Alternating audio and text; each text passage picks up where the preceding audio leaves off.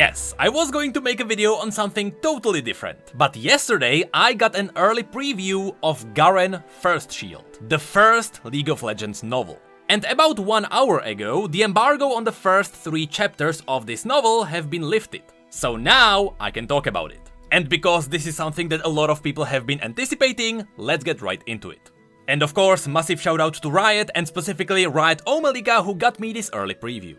So, as was mentioned during the 10th anniversary of League of Legends, the first League of Legends novel was planned for release in 2020, and technically it is still 2020. So, good job on that. The novel was written by Anthony Reynolds, who not only has a really good record of past novels, but within the League of Legends community alone, he is responsible for quite a few good stories.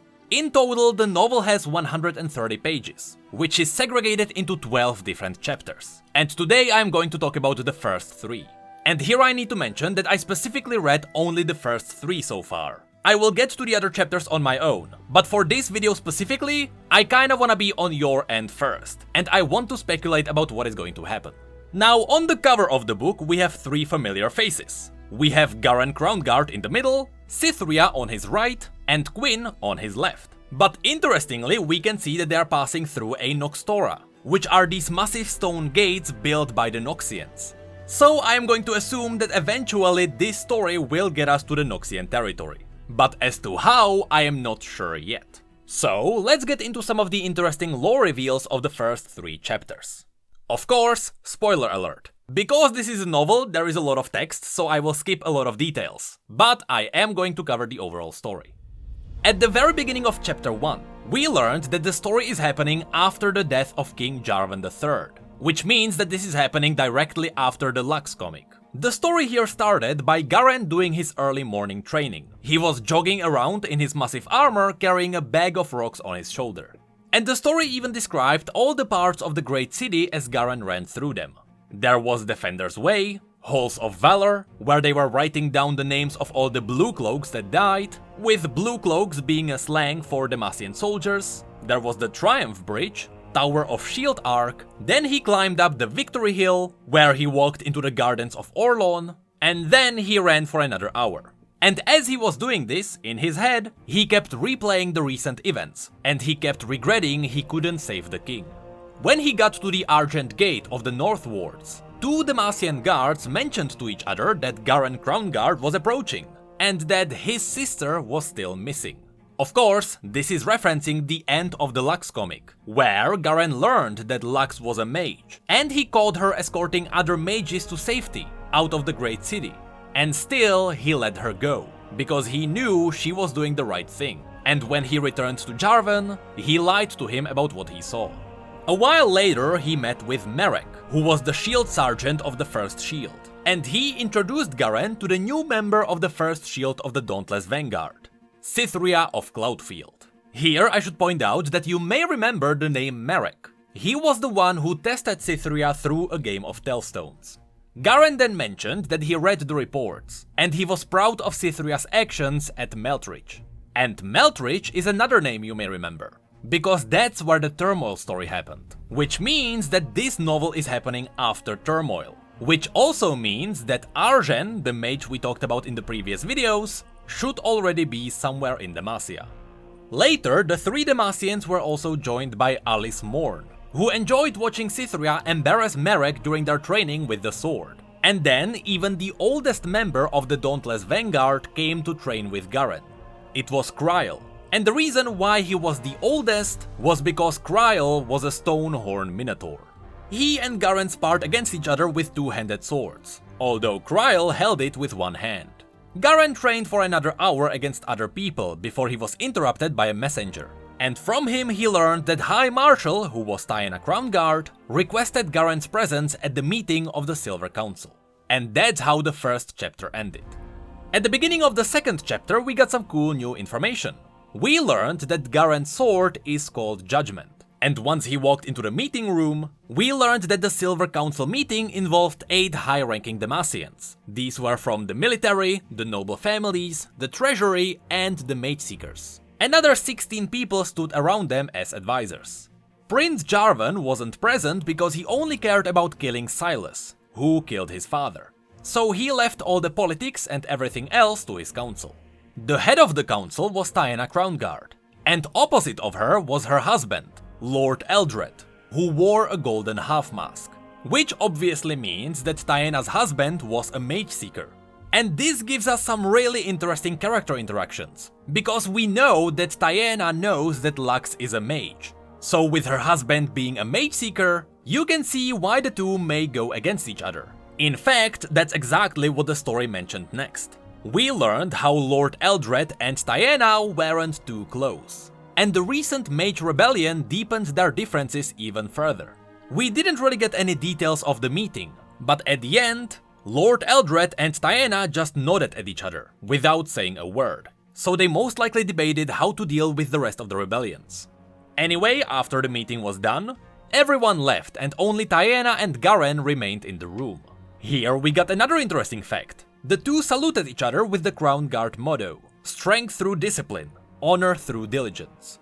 We then learned that Taena was kinda mad at Garen, because he managed to lose 37 soldiers of the Vanguard during Silas's escape. She didn't think Silas would be that dangerous, and the Vanguard were supposed to be the best of all Demacians. She also revealed that they started coordinating with the Ranger Knights, which will give them better results in the future. This is most likely why we can see Quinn on the cover of the novel. Then she revealed the reason why she summoned Garen here. They received a message from their ambassador at Nockmerge. The ambassador was Garen's great uncle, Hargold. And Nockmerge is an independent nation east of Demacia, who has always been Demacia's great ally. Hargold sent Taena messages on precise times, but this time the message arrived a week late, so she suspected something was wrong. On top of that, Taena noticed some tiny differences in his handwriting, so there was the possibility that someone else wrote the letter instead of Hargold. So, Taena ordered Garen to travel to Nockmerge to check out the situation. But Garen wanted to stay and deal with the king's death. That's when Taena snapped back. She saw the grey pits under Garen's eyes, and she saw how soul-crushing it has all been for Garen. So, she ordered him to leave together with 3 shield squads, so he could clear his head and return to Demacia with full strength. I kinda have the feeling that is not going to happen. The story then cuts to the Dauntless Vanguard walking around the docks. Specifically, it was the first shield, which was one of the squads that would go to Nockmerge with Garen. Here we get a lot of names, so don't worry if you get lost. But all of these were the soldiers of the first shield. We got Sergeant Merrick, then Cytherea, Aigu, who was always smiling, Alice Morn, a legendary swordsman, Kryle, the Minotaur, the twins Saskja and Rurik Voss, and Eben Hess, a soldier who always carried about a dozen knives and daggers on him. The squad learned they would leave the capital city on a ship called Stormbright, and they would be joined by Reika Call and the 4th shield, and Rosk and the 8th shield. And while the 1st and the 4th shields were armed with swords, the 8th carried massive shields commonly known as bulwarks. The last to hop on the ship was Garen, and once he did so, the Stormbright shot forward, cutting through the waters of the Iron Fork River. That's how Chapter 2 ended. In Chapter 3, we are traveling on the ship. After an hour, they got to the Bay of Sentinels.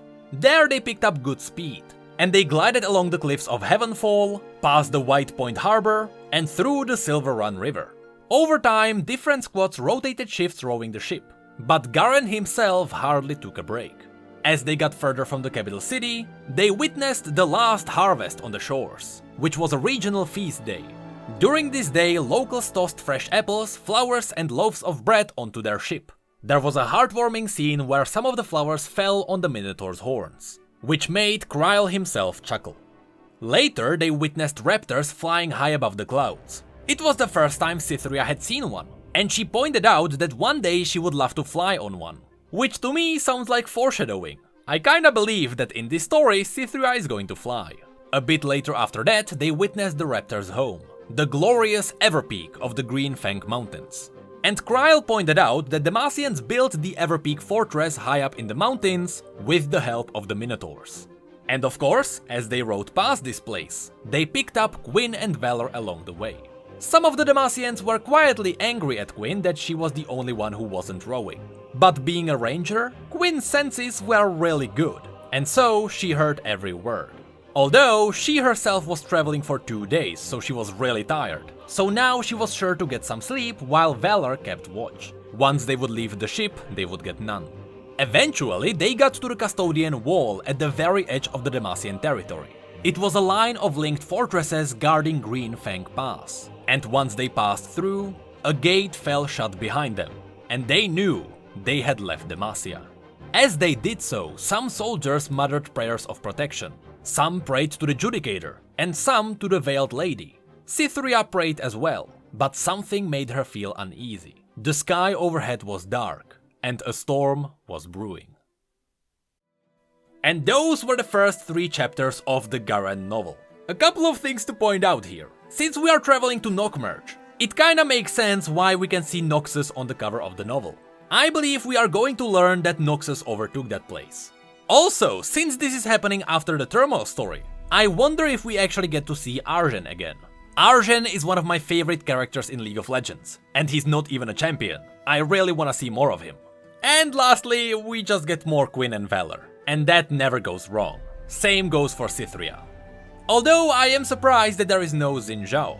But it kinda makes sense, because Xin Zhao is the personal guardian of Jarvan IV. And since Jarvan IV isn't present, it makes sense why Xin wouldn't be there too.